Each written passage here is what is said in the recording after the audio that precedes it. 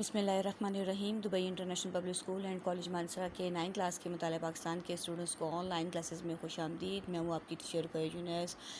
بچے ہم اپنا 4 چیپٹر کیا میں پاکستان جو ہے وہ پڑھ رہے ہیں، اور جو ہمارا گزشتہ ٹاپک تھا جس کے حوالے سے ہم نے بات کی وہ تھا ایوب خان کے دور حکومت کی اصلاحات، اور اصلاحات کے حوالے سے ہم نے زراعت کے حوالے سے بات کی کہ ایوب خان اپنے دور حکومت میں کس طریقے سے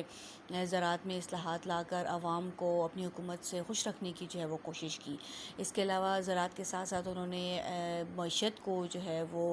ترقی دینے کے لیے، یعنی کہ جو مردہ صنعتیں ہیں ان کو دوبارہ سے ترقی دی، نئی صنعتیں لگائیں، اور معاشی اصلاحات کر کے بھی عوام کو جو ہے وہ اپنی حکومت سے خوش کرنے کی کوشش کی۔ اس کے علاوہ جو ہم نے جس اصلاحات کے والے سے بات کی تھی وہ سیاسی اصلاحات تھیں، جس میں ہم نے یہ دیکھا تھا کہ کس طریقے سے اس نے ایوب خان نے نچلے درجے کے جو مدارج کے، یعنی کہ یونین کونسل، تحصیل کونسل، ڈسٹرکٹ کونسل اور جو پروونس کونسل کی سطح پر جو ممبران تھے ان کو کس طریقے سے حکومتی مشیری کے طور پر انہوں نے استعمال کیا اور عوام کا دل جیتنے کی کوشش کی۔ ٹھیک ہے، اور آج ہم جس حوالے سے بات کریں گے وہ ہے معاشرتی اصلاحات۔ اب معاشرتی اصلاحات میں ہم دیکھیں گے کہ ایوب خان نے کیا اہم کارنامہ سر انجام دیا۔ مسلم فیملی لا آرڈیننس، ٹھیک ہے، معاشرتی اصلاحات میں انہوں نے مسلم فیملی لا آرڈیننس جو ہے وہ جاری کیا۔ اس حوالے سے ہم دیکھ لیتے ہیں۔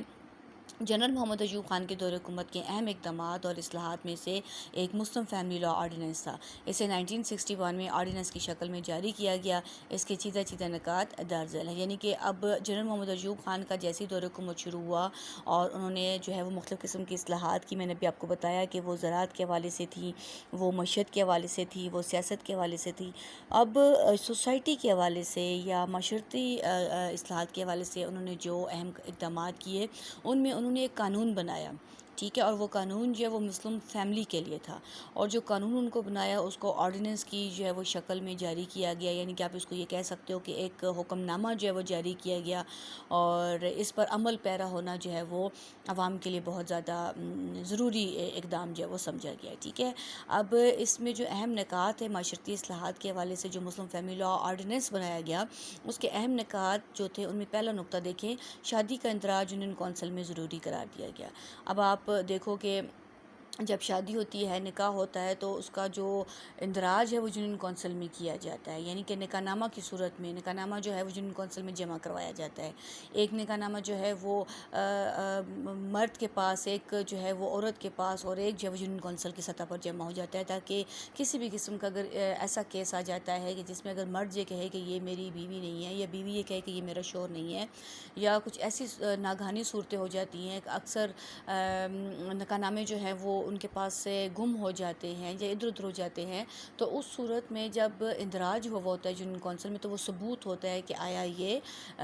حقیقی میاں بیوی ہی ہیں۔ ٹھیک ہے، تو یہاں پہ یہ بتایا گیا ہے کہ ان کی شناخت کے لیے جو ہے شادی کا اندراج جو ہے وہ یونین کونسل میں ضروری قرار دیا گیا۔ سیکنڈ نقطہ دیکھیں، کسی بھی مرد کو دوسری شادی کے لیے پہلی بیوی کی رضامندی لینا ضروری تھی۔ یہاں پر اکثر ایسا دیکھا جاتا ہے کہ شوہر جو ہے وہ بیوی کو بتائے بغیر ہی دوسری شادی کر لیتے ہیں، اور جب ان کو اگر کسی طریقے سے پتہ چل جاتا ہے تو وہ کافی کلیشز آ جاتے ہیں اور معاشرتی خرابی پیدا ہو جاتی ہیں، بات جو ہے وہ طلاق تک پہنچ جاتی ہے، اور اگر بالفرض ان کے بچے ہیں تو وہ بچوں کی شخصیت پر بڑا برا جو ہے وہ ان کا لڑائی جھگڑوں کا جو ہے وہ اثر جو ہے وہ پڑتا ہے۔ تو اس چیز کو کنٹرول کرنے کے لیے ایوب خان نے کیا کیا کہ مرد کے لیے یہ چیز لازمی جو ہے وہ قرار دے دی گئی کہ اگر وہ شادی دوسری کرنا چاہتا ہے تو وہ اپنی پہلی بیوی کی رضامندی سے کرے، تاکہ بعد میں جو ہے وہ کسی قسم کے کسی بھی مسائل سے وہ دوچار نہ ہو سکے۔ Is it clear now? Number 3 دیکھیں، تیسرا نقطہ کیا ہے کہ طلاق کے لیے قانون میں اکٹھی 3 بار طلاق کے روایتی طریقے کو متروک قرار دیا گیا اور اس کو قانونی شکل دی گئی۔ ایز یو نو کہ ہمارے اسلام میں بھی سب سے جو بدترین فعل ہے وہ طلاق ہے، ٹھیک ہے، اور یہ جو ہے یہ فعل کب اپنایا جاتا ہے جب مرد کو بہت زیادہ غصہ آیا ہوتا ہے، اور وہ آپ کو پتہ ہے غصہ ایک ایسی چیز ہے جس پہ انسان کا بس نہیں چلتا، اس کو وہ اپنے نفس پر قابو نہیں پا سکتا، اپنے غصے پر وہ قابو نہیں پا سکتا، اور اکثر آپ لڑائی جھگڑوں کو دیکھو، جب غصہ آتا ہے تو لڑائی جھگڑے جو ہیں وہ اور ہی طول پکڑتے رہتے ہیں، انسان گالی گلوچ کرتا ہے، مار پیٹ کرتا ہے، حتیٰ کہ قتل تک ہو جاتے ہیں۔ غصہ جو ہے وہ اسی لیے اسلام میں جو ہے وہ حرام قرار دیا گیا ہے، اور اس صورت میں پھر اکثر ایسا ہوتا ہے کہ مرد حضرات جو ہیں وہ اکٹھی 3 بار طلاق دے دیتے ہیں، اور ظاہر ہے جب اکٹھی 3 بار طلاق ہو جاتی ہے پھر وہ حتمی قرار دے دی جاتی ہے، پھر ان کی علیحدگی ہو جاتی ہے، پھر بعد میں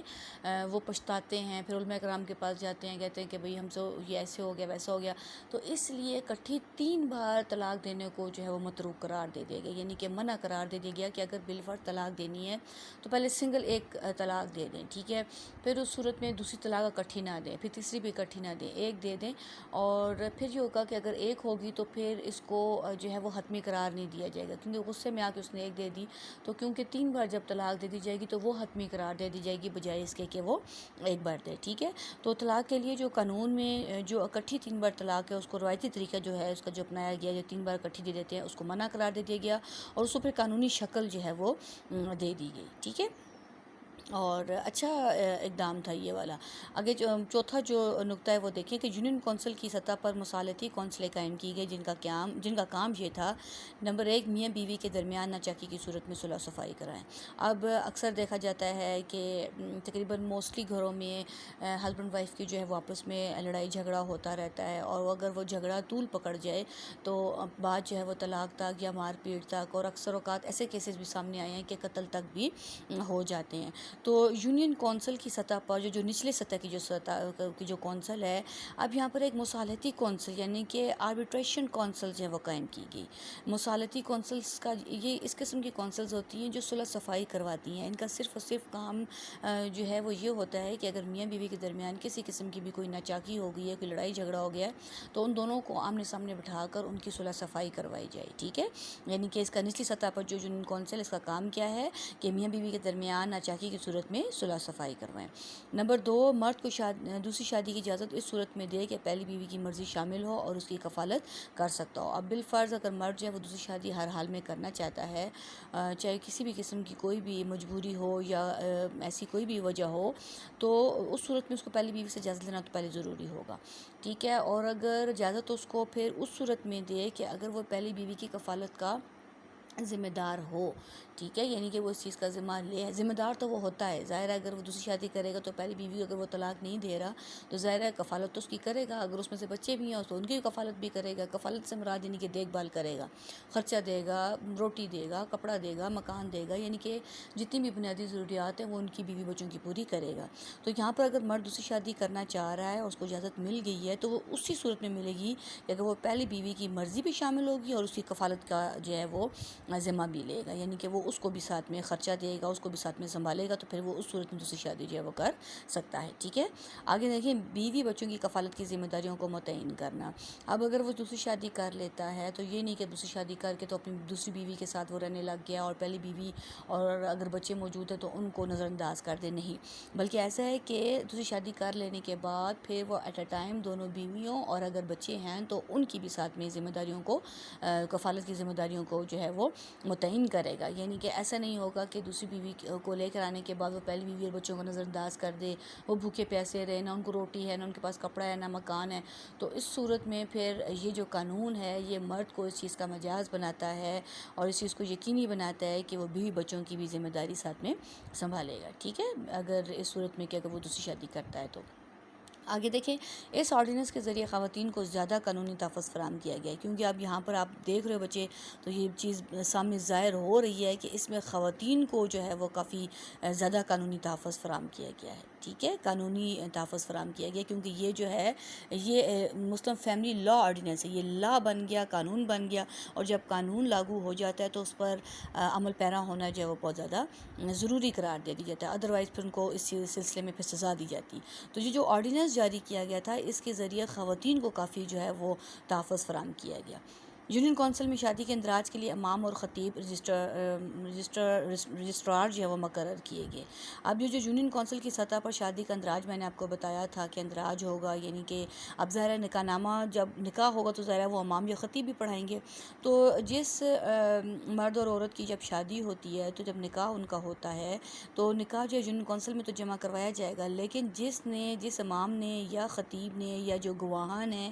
جو اس نکاح میں شریک تھے تو ان کا جو ہے وہ رجسٹرڈ ہونا ضروری ہے ریکارڈ کے طور پر، کہ ہاں اس مرد کے ساتھ اس عورت کی شادی اس خطیب نے یا اس امام نے جو ہے وہ نکاح پڑھایا تھا، انہوں نے شادی کروائی تھی، تو یہ ایز اے ثبوت کے طور پر جو ہے وہ یونین کونسل میں نکاح نامے کے ساتھ جو ہے رجسٹرڈ ہونا ضروری قرار دی گئی. یعنی کہ ان تمام باتوں سے یہ اندازہ ہوتا ہے کہ بھی کسی بھی قسم کی کوئی معاشرتی جو برائی ہے، معاشرتی جو خرابی ہے، وہ ہونے کے امکانات جو ہیں وہ بہت کم ہو چکے تھے. ٹھیک ہے، کیونکہ ثبوت کے طور پر اسلامی اصولوں کے مطابق جو ہے وہ نکاح ہونا، پھر اس کا ثبوت یونین کونسل میں اس کا جمع کروانا، تو اس چیز میں معاشرتی اصلاحات جو ہیں وہ کافی اچھے اقدام تھے ایوب خان کی طرف سے. ٹھیک ہے، آگے خاندانی منصوبہ بندی پر پہلی دفعہ عمل کرانے کی کوشش کی گئی تاکہ تیزی سے بڑھتی ہوئی آبادی کو کنٹرول کیا جا سکے. اس آرڈیننس کو جہاں پذیرائی حاصل ہوئی وہاں کچھ لوگوں نے اسے تنقید کا نشانہ بھی بنایا. اب خاندانی منصوبہ بندی پر جو ہے وہ پہلی دفعہ عمل کرانے کی کوشش کی گئی. ایز یو نو کہ ہمارا ملک پاکستان جو ہے وہ 14 اگست 1947 کو معروض وجود میں آیا، لیکن معروض وجود میں آنے کے بعد جن حالات سے پاکستان گزرا، اس کو اپنے پاؤں پہ کھڑے ہونے کے لیے جو ہے وہ کافی وقت درکار تھا. دیکھیں کہ ہماری جو ابتدائی مسائل تھے، آزادی تو ہمیں حاصل ہو گئی، لیکن ہمارے آباء و اجداد نے، ہمارے جو تاریخ میں جو گزرے ہیں، بزرگ گزرے ہیں، انہوں نے اپنی جانیں قربان کی ہیں. ٹھیک ہے، اور کافی بڑے پیمانے پر اغوا ہوئے، قتل و غارت ہوئے، یعنی کہ زمینیں ضبط کی گئیں. بہت ہی یعنی کہ زراعت کے لحاظ سے دیکھا جائے، معیشت کے لحاظ سے دیکھا جائے، سیاست کے لحاظ سے دیکھا جائے، ہمیں ہر لحاظ سے تباہ و برباد کر دیا گیا تھا، اور بڑی مشکل سے قسم پرسی کی حالات کے طور پر پاکستان کو جو ہے وہ حاصل کیا گیا. اور اس کے بعد جب حاصل ہو گیا تو اس کے بعد پھر بھی مسائل جو ہے وہ ختم نہیں ہوئے. مختلف قسم کے ماجرین کی بات کاری کا مسئلہ ہوا، نہری پانی کا مسئلہ ہوا، اثاثوں کی تقسیم کا مسئلہ ہوا، معاشرتی خرابیاں پیدا ہو گئی، آئیڈینٹی کا مسئلہ ہو گیا. ٹھیک ہے، تو ان تمام مسائل سے دوچار ہو کر ایک ملک میں اگر آبادی زیادہ ہوگی اور وسائل اگر کم ہوں گے، مسائل زیادہ ہوں گے، تو وہ کیسے ڈیولپ ہوگا وہ کنٹری. ٹھیک ہے، تو پھر ہم ظاہر ہے کہ انڈر ڈیولپ کنٹری کے زمرے میں آئے ہوئے تھے، اور بڑھتی ہوئی آبادی جو ہے، یعنی کہ آبادی جو ہے اتنی زیادہ تھی کہ وسائل کی کمی تھی. تو اگر آبادی زیادہ ہوگی، وسائل کم ہوں گے، تو پھر اس صورت میں کوئی بھی ملک جو ہے وہ ترقی نہیں کر سکتا، چاہے وہ سیاست کے لحاظ سے دیکھو، چاہے وہ معیشت کے لحاظ سے دیکھو، چاہے وہ زراعت کے لحاظ سے دیکھو. تو ایسی قومیں جو ہوتی ہیں، ایسے ملک جو ہوتے ہیں جن کی آبادی زیادہ ہوتی ہے اور وسائل ان کے کم ہوتے ہیں، مسائل جب زیادہ ہوتے ہیں تو پھر وہ بیرونی قرضوں کے بوجھ تلے جو ہے وہ دب جاتے ہیں، اور ہمارے ساتھ بھی ایسے ہی ہو رہا تھا. ٹھیک ہے، تو آبادی کو کنٹرول کرنے کے لیے یعنی کہ منصوبہ بندی کے طور پر یہ اقدام جو ہے وہ اٹھایا گیا کہ آبادی جو ہے وہ کم ہو. ٹھیک ہے، تو اس سلسلے میں بھی کوشش کی گئی تاکہ جو تیزی سے بڑھتی ہوئی آبادی ہے اس کو کنٹرول کیا جا سکے. اچھا، جہاں میں نے اس آرڈیننس کی بات کی تو اس آرڈیننس کو پذیرائی حاصل ہوئی. ظاہر ہے پذیرائی حاصل کیسے ہوئی، یعنی کہ خواتین اس لا سے بہت زیادہ خوش تھیں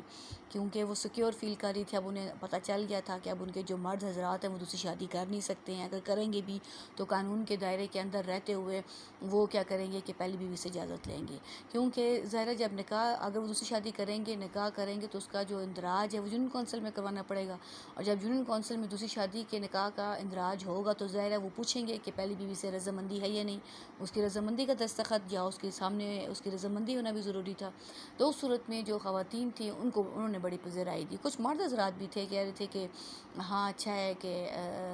اچھا قانون ہے یہ، لیکن زیادہ تر جو ہے وہ خواتین نے اس کو پذیرائی دی، یعنی کہ اس سے زیادہ وہ خوش تھیں. اور لیکن کچھ لوگوں نے اسے تنقید کا نشانہ یہ بنایا، اور جو لوگ تنقید کا نشانہ بنا رہے تھے وہ وہی لوگ تھے جو دوسری شادیاں کر چکے تھے یا کرنا چاہ رہے تھے یا چھپ کے کرنا چاہ رہے تھے. تو انہی لوگوں نے اس کو تنقید کا نشانہ بنایا ہوگا. ادروائز یہ قانون خواتین کے لیے جو کافی تحفظ ان کو فراہم کیا. Is it clear now? I hope so کہ آپ کو یہ معاشرتی اصلاحات میں مسلم فیملی لا آرڈیننس ہے وہ سمجھ آ چکا ہوگا. نیکسٹ انشاءاللہ 1962 کا آئینی اصلاحات کے والے سے بہت امپورٹنٹ ٹاپک وہ ہم ون ڈے آفٹر جو ہے جو آپ کا ڈے ہوگا اس میں ہم پڑھیں گے. آج کے لیے آپ کو ہوم ورک یہ ہے کہ آپ نے تمام اصلاحات کو، ٹھیک ہے، معاشرتی اصلاحات کے ساتھ یہ جو آپ کی میں نے پچھلی آپ کو بتائی تھیں بنیادی جمہوریتوں کا نظام، سیاسی اصلاحات اور زرعی اصلاحات اور معاشرتی اصلاحات، ان کو ایک دفعہ سے پھر ان کا ریویو لیں، ان کو اچھے طریقے سے پڑھیں، اور ٹاپک وائز میں آپ کو اسائنمنٹ کے طور پر MCQs جو ہے وہ جمع کرنے کو کہہ رہی ہوں، لکھنے کو کہہ رہی ہوں، ان کو لکھیں اور ساتھ ساتھ میں ان کو یاد بھی کریں.